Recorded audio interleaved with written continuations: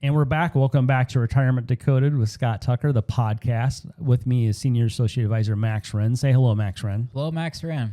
And here we are. If you would like to see, if you're just listening to the podcast, you'd rather see the podcast, it is at tuckeryoutube.com. That's tuckeryoutube.com. Now, we have a question today, Max, from Karen in Arlington Heights. Arlington Heights is a northwest Chicago suburb. This is where the Chicago Bears, they bought a horse racing track and all that. And so they keep going back and forth and trying to play everybody against each other. They're like, we're going to Indiana. Like, no, wait. Yeah, so like, wow, Soldier Field, we're gonna break the lease. No, you have to pay off the debt. It's not our debt. Yeah, it's the city of Chicago's debt. We're over it though, folks. We're tired of hearing about it. Yeah, and then the Hammond, Indiana, state of Indiana is going to give them a stadium, and then they own like 300 acres in Arlington Heights that is prime development land. It used to be a horse racing track, and it's in the middle of everything. As far as suburb, it's a great location. And so they might do a planned development there, or they might just say the heck with it and build a subdivision.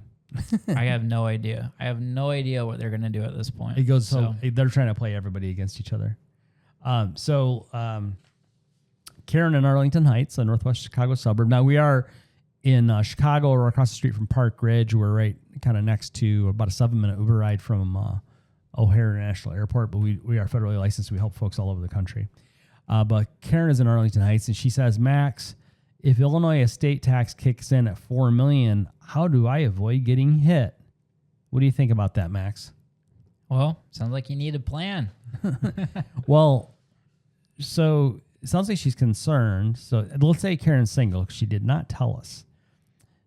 Karen from Arlington Heights says, Max, if the Illinois estate tax kicks in at $4 million, well, let's start with that. Does it kick in at $4 million, Max? I gotta be mindful of the words I choose here. Kick in. So I guess it's applicable once you have over 4 million. Kick in, I guess, a good word for it. Well, kind of. It's kind of messy language a little bit. So let's say Karen's single. She's in Arlington Heights. And the Illinois estate tax, if she's right at $4 million, of course, she pays no estate tax if she dies right then. Yep. So what's crazy, Karen, if you go 1 penny over, if you pass away with $4 million in 1 penny, how much is the tax in that 1 penny? It's about $285,000. Because once you break the $4 million, we'll call it a seal.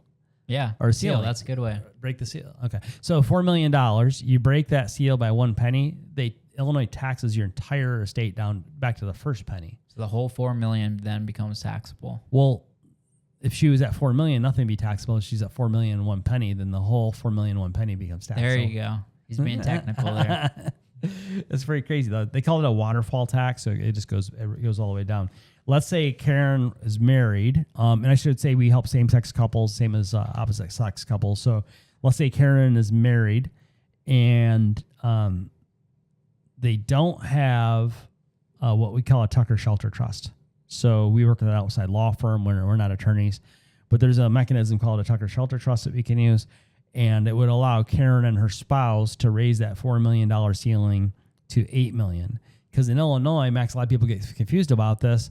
Illinois doesn't have portability between spouses. Right. Meaning if Karen or her spouse passes whoever passes first, you'd think the surviving spouse would now get an $8 million because they're a couple.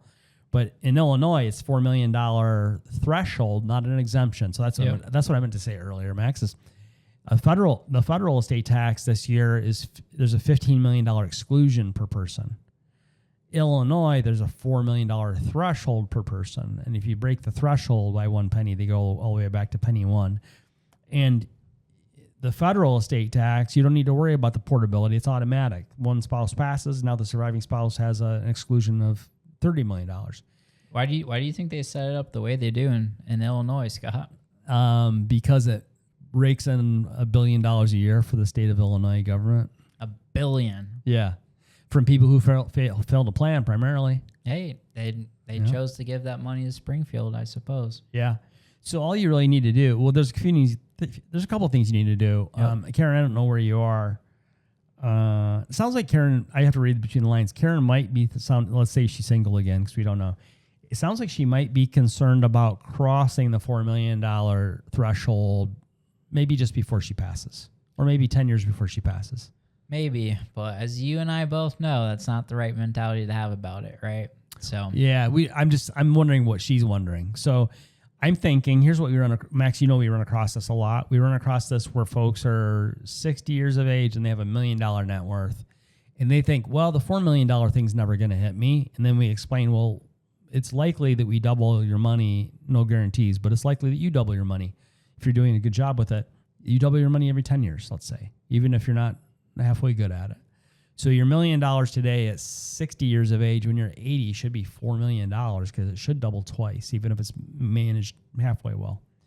So at $4 million, a lot of folks are realizing they have $1 million today that by the time they pass, they're probably going to exceed that $4 million threshold. yeah, I'd say most folks will, especially as things like inflation and the buying power of the dollar goes down. What 4 million is today was nowhere near what 4 million was even 6 years ago or 10 years ago or 20 years ago. So it's going to be really easy to start hitting that number for the average person next door.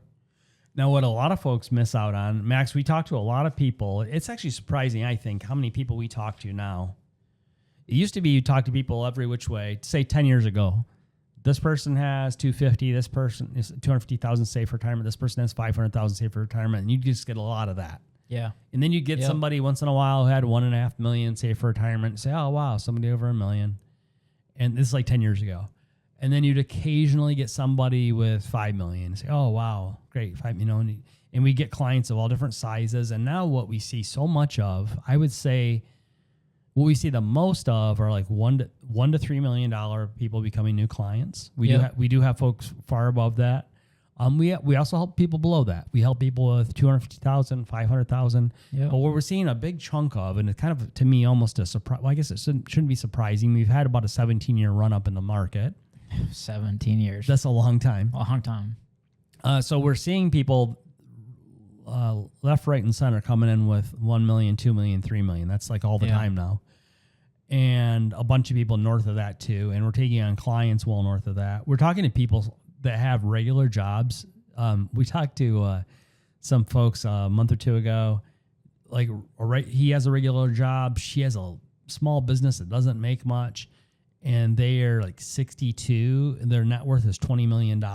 Yeah. All on their own. Like they're a little fanatical about their frugality and things, but it's just that you didn't used to see that.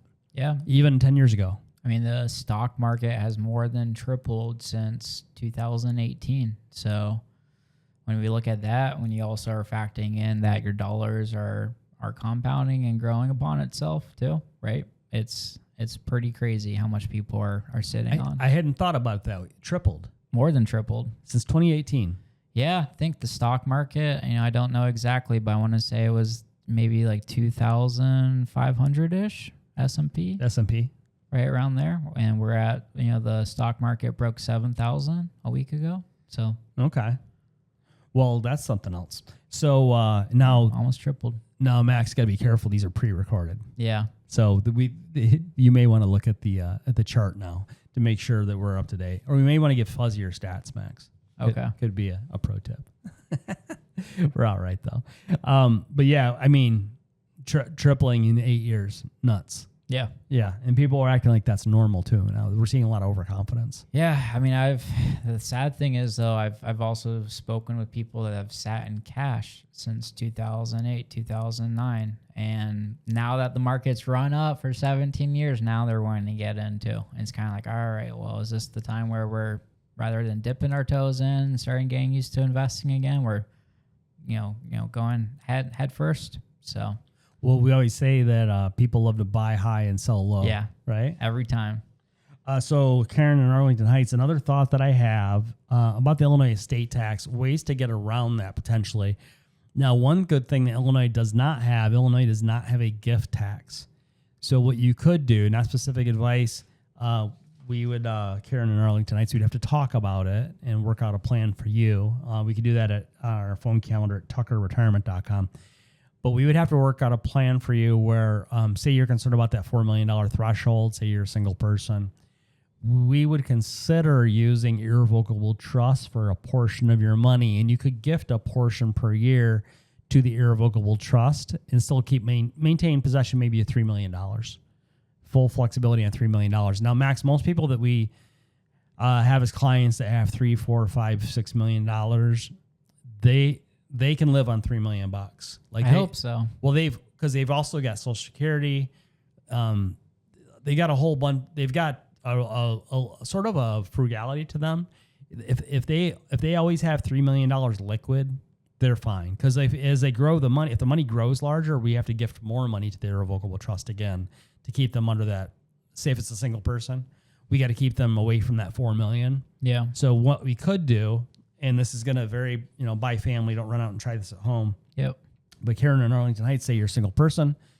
Say you have a $5 million net worth. We might consider, we have to talk about it. Maybe we gift $2 million of the $5 million to an irrevocable trust. And now there is a 3-year look back on this with the federal estate tax and the state estate tax. So you can't wait until you have 1 month to live to do this. You have to do it well before. So maybe you have keep $3 million liquid, and if it keeps growing, we keep pruning that tree and gifting money into the irrevocable trust. Now in 2026, an individual has a federal exemption on the estate tax of $15 million. So you don't have to worry about a state gift tax in Illinois. You do have to worry about the Illinois estate tax, but it means you can gift money to an irrevocable trust. There is a federal exclusion of up to $15 million in 2026 for an individual for gifting. And so it's kind of, I don't know if this is making sense on the podcast, but you can kind of play the shell game to where we can avoid the Illinois estate tax potentially, and also not if we stay within limits, we won't have to worry about the federal estate tax. The federal estate tax limits are pretty generous right now. Yeah. Although it was only about 20 years ago the federal estate tax had a exemption of like $1 million. It wasn't, it was a lot different. $1 million. Yeah, it was around about $1 million, about 20 years ago. Oh, good thing they changed that, right? Well, what these estate taxes do, I don't like any of them. I don't like the state estate tax. I don't like the federal. And, in Maryland, they have an estate tax and an inheritance tax. So in Maryland, your estate pays tax to Maryland, and then your beneficiaries pay inheritance tax to Maryland. I see. The thing that boggles my mind is, what do these legislators think's going to happen when you implement these kind of taxes? Okay, well, so I'll answer that question. You didn't know the answer. Who are the politicians usually? What are their professions? A lot of times they're attorneys. They're attorneys, and so the more complicated you make this whole thing, the better it's a subsidy for law firms, for the profession. Yeah. So the more complicated they make things with estate taxes and all this, the more jobs they make for attorneys. And also, Max, do life insurance companies have lobbyists? Do they have lobbyists? Yeah. Big time. Yeah. So this whole estate tax thing is also a subsidy to life insurance companies, so to speak, because one way, now it used to be very prevalent, is still, life insurance can still play a role in the tax-free transfer of assets to the next generation and all sort of thing. But back about 20 years ago, when it was around $1 million federal exclusion on the estate tax, it was very, very common that we were looking at irrevocable life insurance trusts to where you would have a large life insurance policy, gift it to the irrevocable life insurance trust to get that money out of your estate. Because if you have a life insurance policy you're the owner, that cash value and all that's part of your estate. So, and even now, sometimes with some folks, we look at using an irrevocable life insurance trust to gift a large policy to an irrevocable trust, so it's not in your taxable estate. Yeah, and what you're referring to in ILET, that's a very, very powerful tool. So if that is something you guys think you could use, definitely give us a call. Don't give us a call, Max. Go to tuckerretirement.com, get on the phone calendar. There you go. Don't call. At tuckerretirement.com, you click and pick a time that works for you, and we'll spend 15 minutes for free with you over the telephone with one of our financial planners. Well, what I don't want to happen, we just had it the other day, Max, actually. Mm-hmm. You were in the middle of a meeting with a client. Yeah. And one of your newer clients just walked in.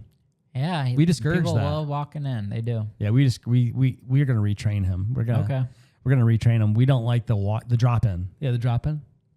Well, because the drive-bys. It interrupts everybody. So you were in a meeting, you and another advisor were in a meeting with a client.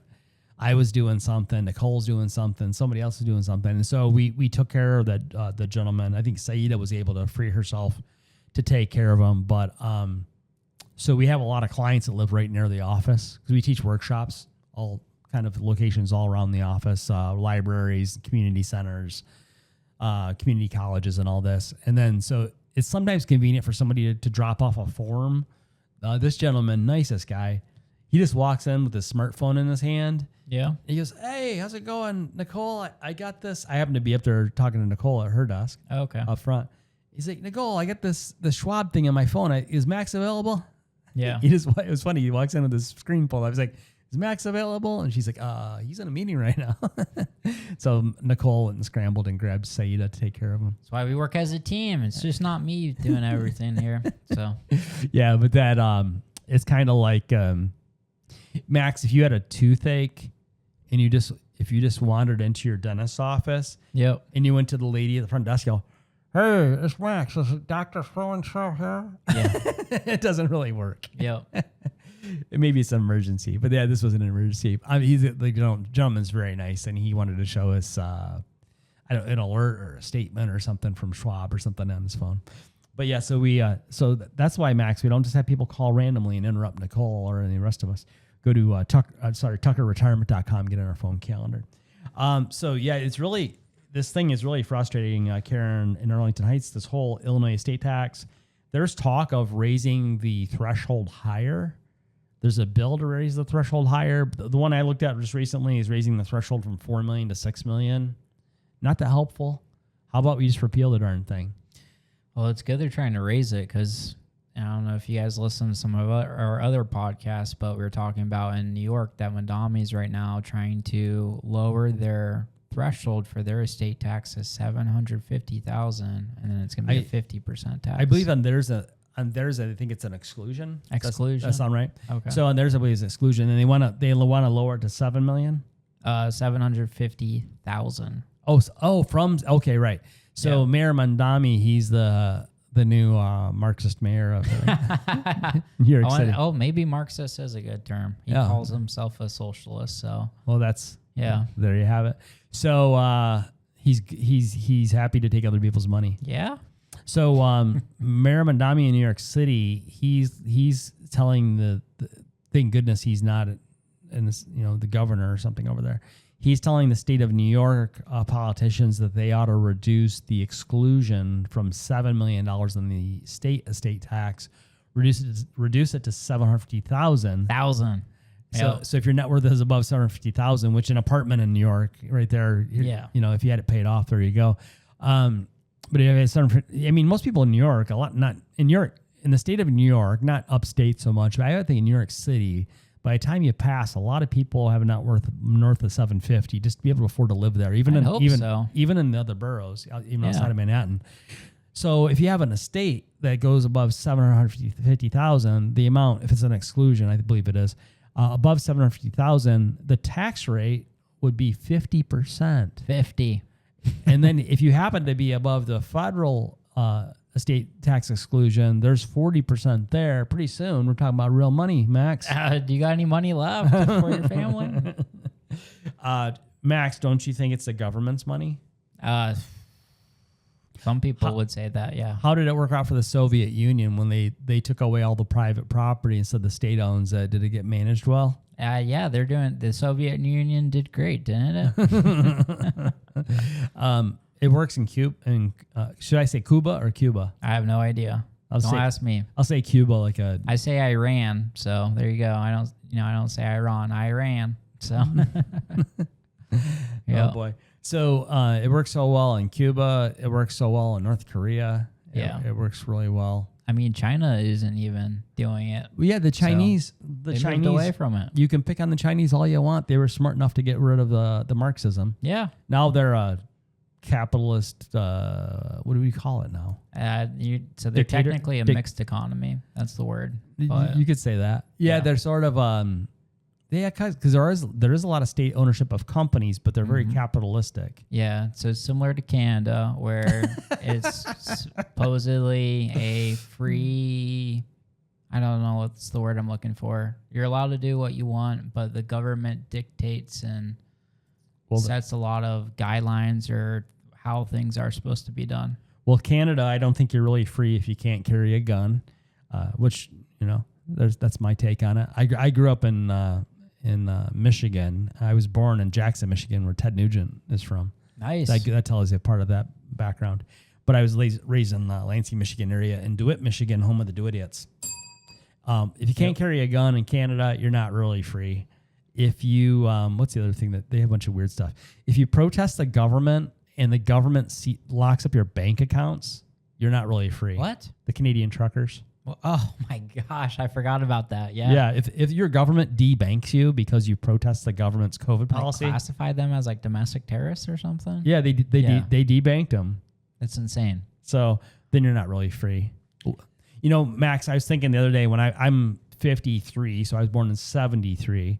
When I was a kid, Max, there were no student driver stickers.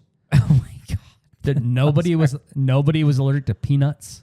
Nowadays I could take an entire plane hostage with a bag of peanuts. Oh, sorry, I'm gluten free. I can't eat that. No, peanut allergy. I know. I'm giving gluten people crap though too. Oh, if you're a gluten person, get on the phone calendar at tuckerretirement.com. We'll talk about it. The other thing, when I was a kid, there were no bicycle helmets. Well, I like the bicycle helmets. I'm pro bicycle helmet. Oh yeah, you're wearing yours right now at tuckeryoutube.com. Yep. Why are you pro bicycle helmet? I don't. Kids do dumb stuff, dumb crap. They hit their heads. You know what the I don't want them to be brain damage forever. You know what the motorcycle people say? They say, "Let those who ride decide." In Illinois, we don't have a motorcycle helmet law because it was found to be unconstitutional under the state constitution. Okay. So there's certain states where it's not even constitutional to pass a motorcycle helmet law. That's good. Yeah. Well, it can't make the decision, right? Yeah. So if you want to ride your bicycle, and there's a guy in my neighborhood. Natalie and I live in Mount Prospect, Illinois, northwest suburb of Chicago. There's a guy in our neighborhood who's older than me, and that's getting to be a challenge. So no, this guy's like 60 years old. Okay. He's got one of those hoverboards. Oh wow. It's fast. It's like at least 25 miles an hour. Are we talking about the one wheel thing? Or the one wheel. Yeah, the one wheel. And it has like LED headlights and taillights on it.